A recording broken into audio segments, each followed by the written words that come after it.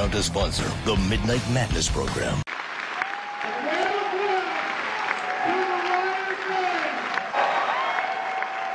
Are you ready?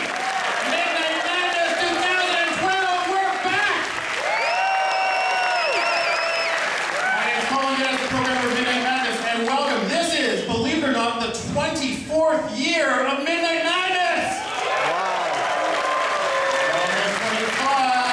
So, again, apologize for the delay. Let's just blame Jack Kerouac. Kerouac! Ah! Alright, so I'm really gonna just dive right into it because I'm so excited because this is a monumental night because it is the first 3D film for Midnight Madness ever! Does everyone have their glasses? Everyone knows how you put these on? Don't touch them. Alright, once you put these on, you're going to be thrown into a future apocalyptic, crime-ridden world where there is, of course, law. And oh, what law there is. So we're just going to dive right into it. I'm just going to point them out, and they'll stand, and let's find, where is our director, Pete Travis? Stand, where's Pete? There we go, Pete Travis, director of Dredd.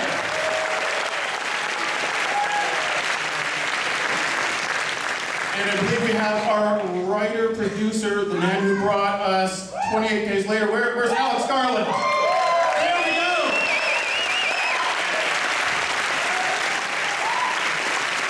And one of the other things that I'm really excited about is that the lead actor of this film, he's not a stranger to Midnight Madness. He's had 2 films in Midnight Madness before. Sweeper! He was in Heaven, 1998, one of the favorite films that I programmed. Check it out, it's so great, and that's where we first met this actor. Then we brought him back in another film, but he wasn't able to come.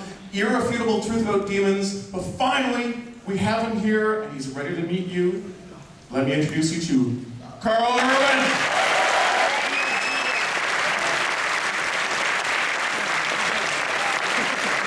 How you doing, guys?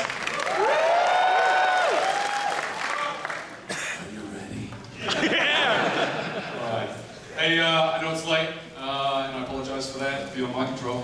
I just want to introduce and thank a couple of people. Firstly, I want to take this opportunity to thank Lionsgate, Rob Freeman, Patrick Wagsberger, Jason Constantine for their complete and amazing support of this film.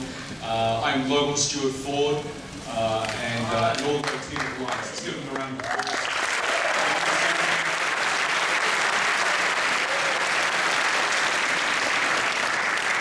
Now it's my great pleasure to introduce one of the most amazing actors that I've ever worked with. She's absolutely talented, gorgeous, stunning. Thank you for being here. Thank you for waiting. We really hope that you enjoy the film. It was worth the hour wait, I promise.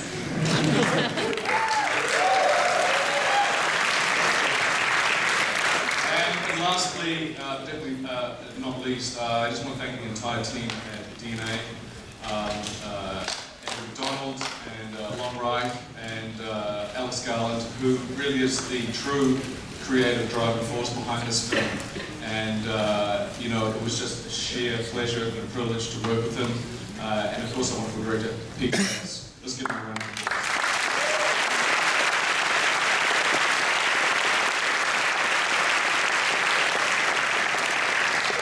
Without further ado, the due judgment time, motherfuckers.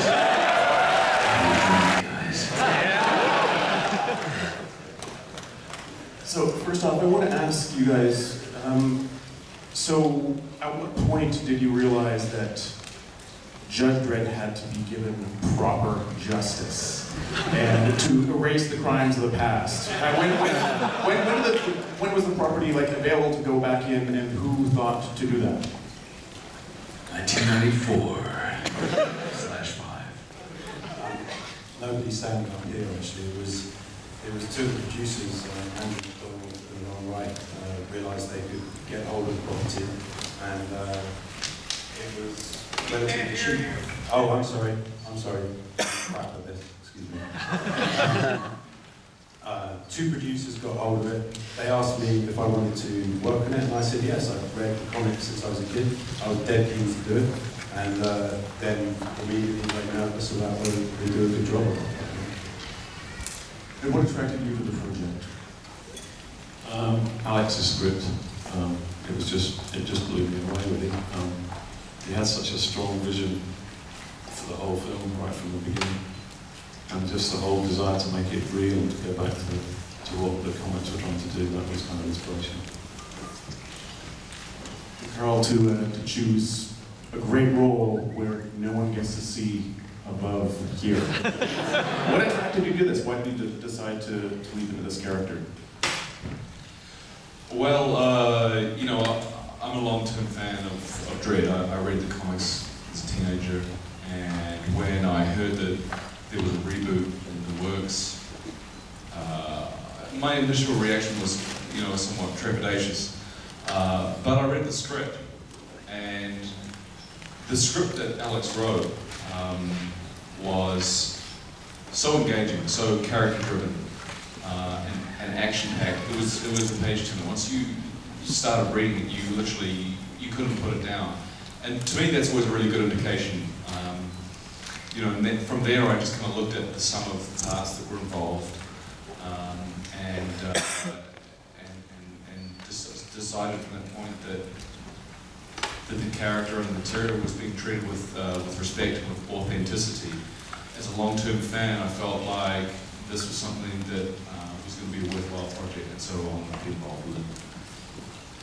And Pete, this for you and Alex. Can you talk about the choice of DOP for the visuals? Because it's really incredibly striking. I think we spent, Alex and me and everybody in the team spent a long time at the beginning watching films together, trying to figure out how we would do this. And we were looking for a very specific aesthetic that would make it seem real and at the same time beautiful. And Anthony Dodmantle, who Alex had worked with before, kind of read the script and loved it, and we were just blessed to have him. Everything about the film that looks extraordinary is no down to his talent. He seemed to elevate the whole film to another level. He managed to make it feel real and tough and hard, and yet at the same time extraordinarily beautiful. And you'd worked with him before on 28 Days Later, and he's... Yeah, yes, on 28 Days, and he definitely, Anthony gave what could have been a zombie flick, he elevated it in all sorts of ways. He does that helplessly, it's just the way it is. I think on this film, it was actually partly his work on Antichrist that made him feel like the right guy. I mean, he's a lovely guy, like, just a dream to work with in all sorts of ways. But particularly the drug, you know, the slow-mo drug, we needed to make that really beautiful. Not sort of name-check beautiful or obvious beautiful, but really something like transcendent. And I can't think about the film without thinking of Anthony, because he did so much. You know, the way the drug works is so important to this movie. It's a drug movie, really. You should drop acid and watch it again. We've got samples in the auditorium as you leave. Just in case you need it. And Carl, can you talk about the challenges of the action with the mask? I mean, was there kind of The helmet. the helmet? I mean, was there a limited range when you had the helmet on? Yeah, no, that was a huge challenge. You know, the eyes are one of the most important tools that an actor has, and to take that away was a huge challenge. It was daunting. What I realized was that, you know, I had to focus on the other aspects, the other elements that were available to me. You know, the voice, the physicality of the character, how you do what you do. But the interesting discovery that I made during the process was having faith. Just having faith in the script, having faith in the storytelling capabilities of the script, and then further to that, having faith that if you think the thought and feel the emotion, then the audience will too. And to me, that was the most interesting discovery of the whole process. We've got time for a couple quick questions from the audience. So here. Yeah, Carl, you're on screen virtually every shot, and you're unwavering. How do you keep that intensity to a shoot?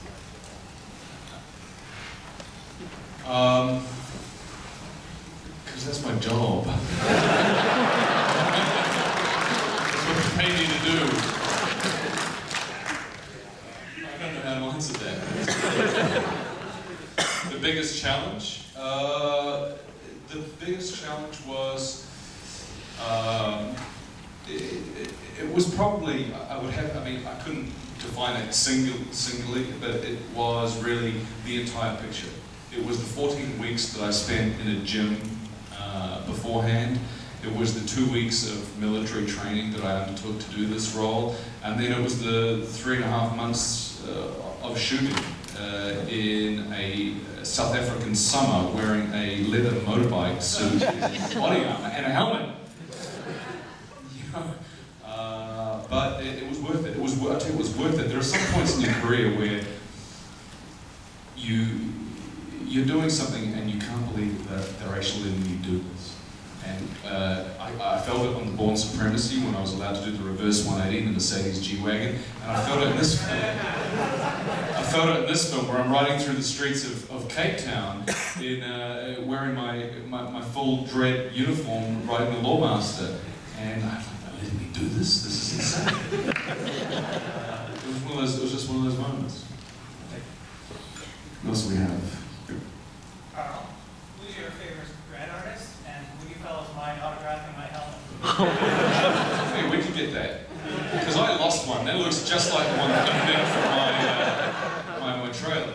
The question was, who's your favorite Dredd artist? My favorite Dredd artist? Well, look, I have to, obviously Carlos Esquerra, the visual creative artist of Dredd. I just have a huge admiration and respect for. Jock is another huge one. You know, we took a great deal of attention to what all of the artists had contributed to the legacy of Dredd, and you can see that in the film. You can see that even, for example, in the poster, in the Dredd poster. Basically, Alex and I were in Cape Town, and we were brainstorming as to conceptually what could we possibly come up with would be a definitive, appropriate poster, and we had a bunch of resource material, a bunch of comics and stuff, and there was America right in front of us, and there was that panel of Dredd standing there over the American flag saying, what do I stand for? And there was like, justice, and then outlining all this, and it was just, boom, that's it. So, it's, it's all of that. All right, anyone else? Anyone up in the balcony? How many bad guys got blown away? There's 458? 79, 459. Yeah, there's in the back there, yes. Has the film been screened in South Africa, and if so, how has it been received? Not yet, no. Carl's taking it there, you're going to take it. I'm going to take it there, and it's going to be received so good. And let's see, here, yes, in the middle. We saw some tips of the hat to Blade Runner, especially the little wire copper animal that was sitting there. I'm wondering what we might have missed in references to other films, particularly Blade Runner, perhaps. I'd just say the wire animal wasn't actually a reference to Blade Runner. It was actually one of the construction guys just built it. He made a tree, a sort of brass wire tree, and it got used in the foreground. And then a whole bunch of them sat around and just made it should have been a reference. It was a reference.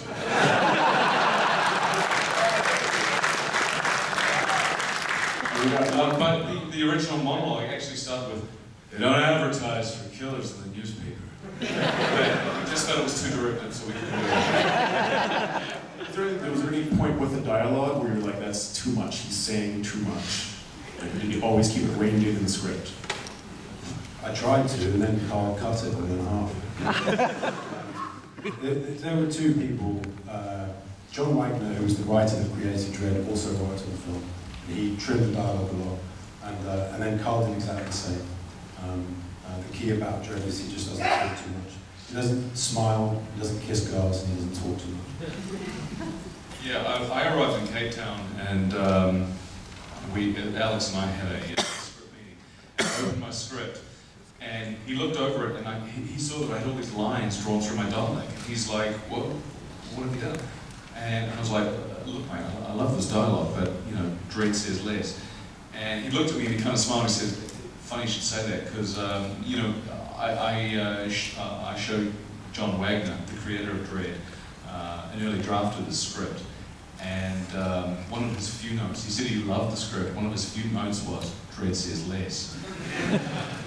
And the script that I got was the script after you took dialogue out. So we ended up taking more out. And you. The sensitive moments in the film, is that down to you, Pete, or down to Alex's writing? I think it's down to the whole team. The sensitive moments are in the script, and playing the sensitive moments are down to the actors and everybody involved. This was a very collaborative film right from the beginning, perhaps the most collaborative film I've worked on. And I think we were blessed with a team, an extraordinary team of people in all departments. Really, people so kind of took the vision that Alex had and kind of went around with it. That was what was enjoyable about it. So let's give a round of applause for the creators of Dredd.